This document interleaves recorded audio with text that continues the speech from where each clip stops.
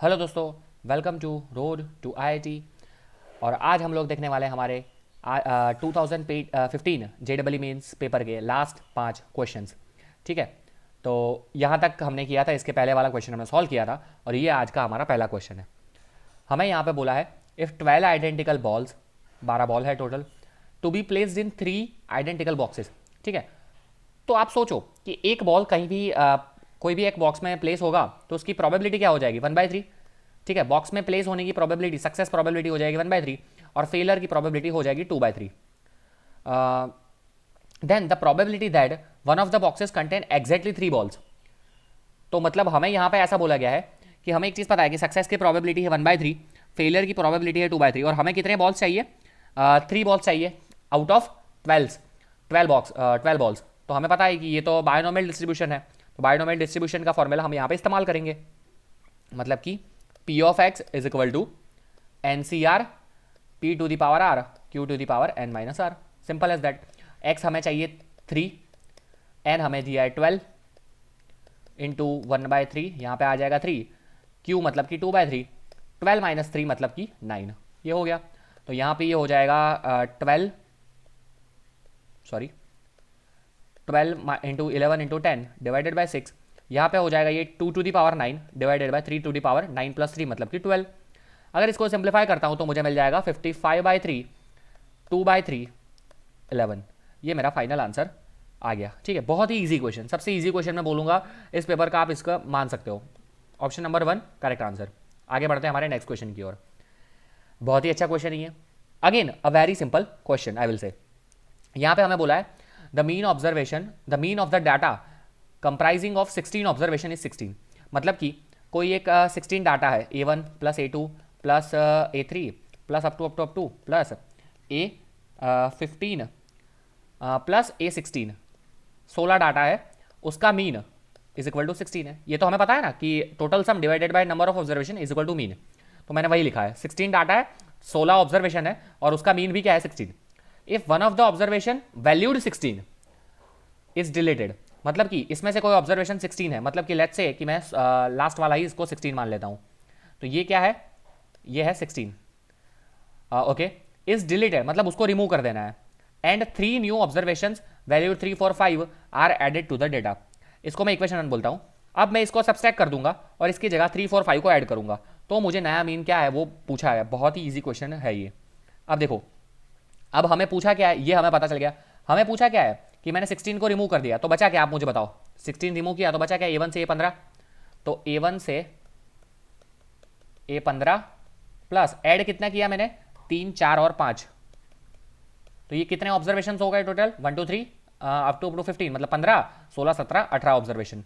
तो इसका मुझे आंसर चाहिए, मुझे इसकी वैल्यू फाइंड करनी है, सिंपल एज दैट। अब आप मुझे बताओ इसकी वैल्यू क्या है। इसकी वैल्यू मतलब कि A1 से A15 की वैल्यू हमें फाइंड करनी है, 3, 4, 5, तो ये 12 हो जाएगा। तो 3, 4, 5 को वो जाए, मैं लिख देता हूँ 12। अब आप मुझे बताओ A1 से A15 की वैल्यू क्या है, वो मुझे यहाँ से मिलेगा। A1 से A15 की वैल्यू मुझे यहाँ से मिलेगा। A1 से A15 मुझे चाहिए, तो ये 16 मैं यहाँ पे मल्टीप्लाई करूँगा, माइनस में 16 कर दूंगा, तो मुझे A1 से A15 मिल जाएगा। मतलब कि क्या हो जाएगा, 16 स्क्वायर माइनस 16। कैसे किया मैंने, यहाँ इसको मल्टीप्लाई किया 16 स्क्वायर माइनस 16 किया, तो A1 से A15 मिल गया, डिवाइडेड बाई 18, ये मेरा आंसर आ जाएगा। ये है 2, 5, 6, ये है 4, ये है 18, तो ये हो जाएगा 14। 14 इज माई करेक्ट आंसर। कौन सा है, ऑप्शन 4। बहुत ही ईजी क्वेश्चन। नेक्स्ट क्वेश्चन पे आगे बढ़ते हैं। ये वाला question again quite simple question मैं बोलूँगा, ज़्यादा इसमें सोचने की ज़रूरत नहीं है आपको। If the angles of the elevation of the top of the tower from 3 collinear points, 3 collinear points, collinear word को मैं हाईलाइट करना ही पड़ेगा मुझे। ओके, 3 कोलिनियर पॉइंट्स यहाँ पे बोला है, ABC on a line leading to the foot of the tower are 30, 45, 60, then the ratio of AB jam BC। इसको मुझे फिगर अच्छे से ड्रॉ करके ही समझाना पड़ेगा। नेक्स्ट पेज ले लेता हूँ मैं, फिगर पहले हम ड्रॉ करते हैं।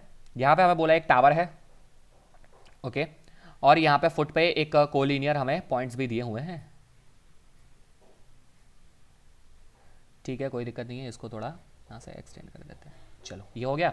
अब यहाँ पे मुझे बोला है कि एक तीनों पॉइंट्स कोलिनियर है। एक पॉइंट है मेरा A,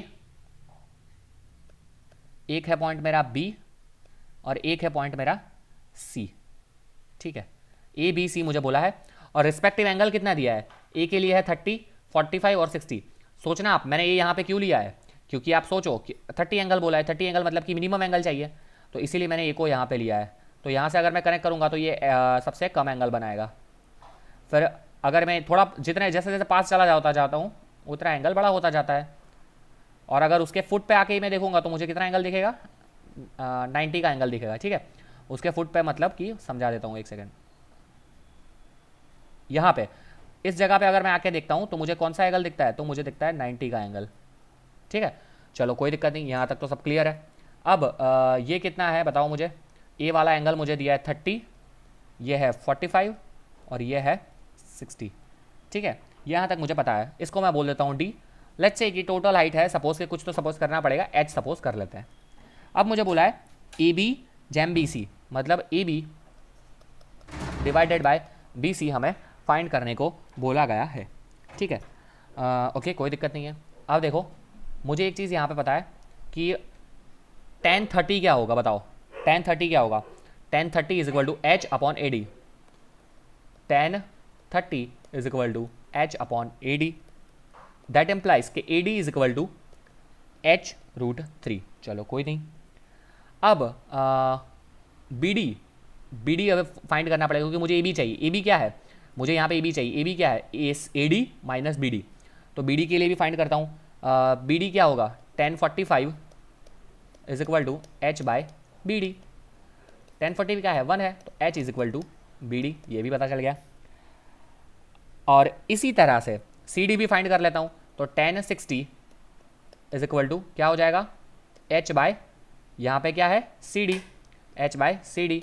तो ये क्या हो जाएगा, C D is equal to H by root 3। Then हमें पता है tan 60 होता है रूट 3, तो ये हो जाएगा एच बाय रूट 3। तीन वैल्यूज़ हमें पता चल गई, यहाँ से हमारा आंसर 2 मिनट में आ जाएगा। हमें क्या फाइंड करना है, हमें फाइंड करना है A B divided by A C, A B जैम ए सी की वैल्यू हमें फाइंड करनी है। ए बी मतलब कि मैं लिख सकता हूँ उसे ए डी माइनस क्या लिख सकता हूँ, देखते हैं, A D minus B D, okay. और ए सी को मैं लिख सकता हूँ, सॉरी मुझे बी सी फाइंड करना है, A B divided by B C है, ठीक है। कोई नहीं, A B divided by B C है। अब मुझे बी सी फाइंड करना है, तो बी सी क्या है, बी सी ये रहा, ठीक है। तो बी सी को मैं कैसे लिख पाऊंगा, बी सी को मैं लिख पाऊंगा B D minus C D, B D minus C D. अब मुझे सारी की सारी वैल्यू पता है, ये है ए डी है मेरा क्या था, ए डी है एच रूट 3, बी डी है मेरा एच माइनस सी डी क्या है, सी डी है एच बाय रूट 3। और अगर मैं इस सब में से एच कैंसल आउट करता हूँ तो ये मुझे दे देगा root 3 minus 1 upon 1 minus 1 by root 3। अगर हम रूट 3 को एलसीएम लेते हैं तो अल्टीमेटली ये आ जाएगा मेरा 3 minus root 3 divided by root 3 minus 1।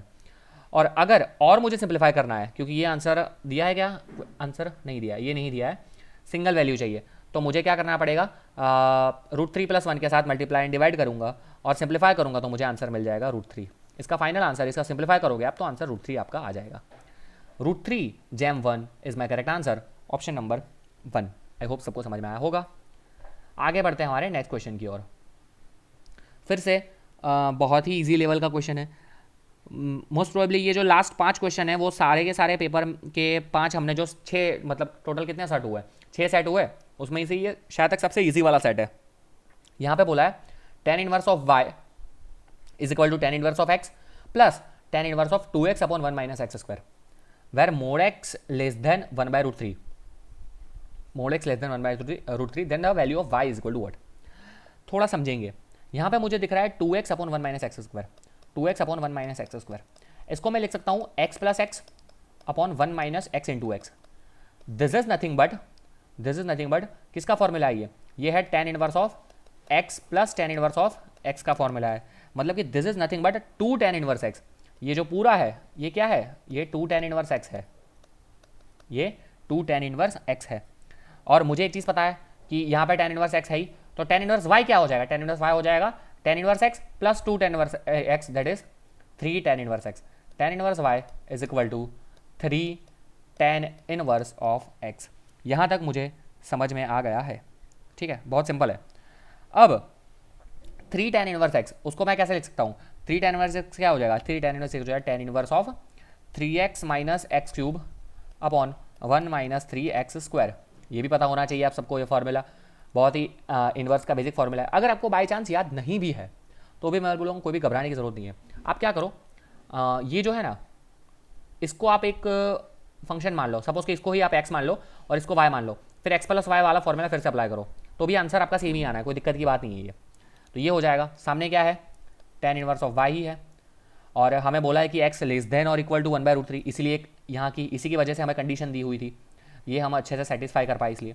तो ये सेटिस्फाई हमारी कंडीशन हो रही है यहाँ पे, तो हम सामने सामने कैंसिल कर सकते हैं। तो y इज इक्वल टू आ जाएगा 3x minus x cube upon 1 minus 3x square.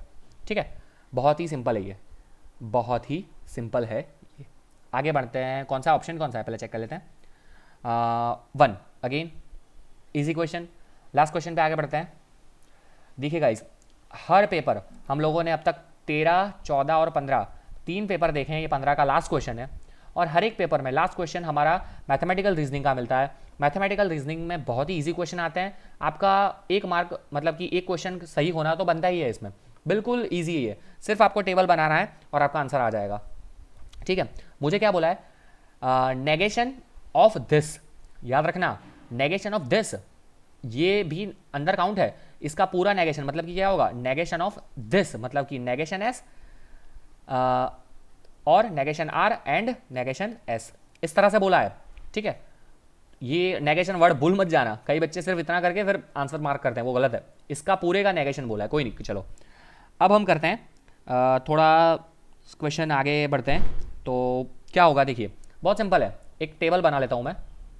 तो पहले आ जाएगा S और आ जाएगा R, यहाँ पे हो जाएगा, ठीक है, यहाँ पे हो जाएगा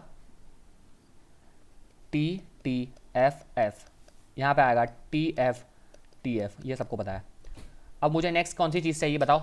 नेक्स्ट मुझे चाहिए नेगेशन S, तो नेगेशन S बना लेता हूँ मैं, या फिर पहले चलो ना आगे वाला बनाता है, नेगेशन R एंड S है। ठीक है, यहाँ पे ये नेगेशन नहीं है एक्चुअली, यहाँ पे नेगेशन नहीं है, कोई नहीं, चलो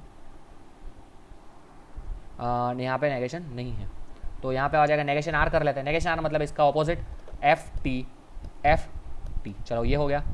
अब नेगेशन R एंड S लेते हैं, negation R and S, negation R and S। अब इसका मुझे बताओ, TF का क्या होगा? TF का होगा F, TT है तभी T होगा, बाकी हर जगह हो जाएगा F, ये हमको पता है। अब मुझे क्या बोला है? नेगेशन R एंड S हो गया, अब नेगेशन S भी हमें करना पड़ेगा, नेगेशन S हमें पता नहीं है, तो नेगेशन S भी कर लेते हैं। नेगेशन S मतलब कि इसका उल्टा F T, ठीक है, यहाँ का ये हो गया नेगेशन S। अब उन दोनों के बीच में कौन सा ऑपरेशन है? उन दोनों के बीच में है और मतलब कि जब FF होगा तभी F आएगा, यहाँ पे मैं लिख रहा हूँ इसको, ये है नेगेशन S और नेगेशन R एंड S, ये वाला।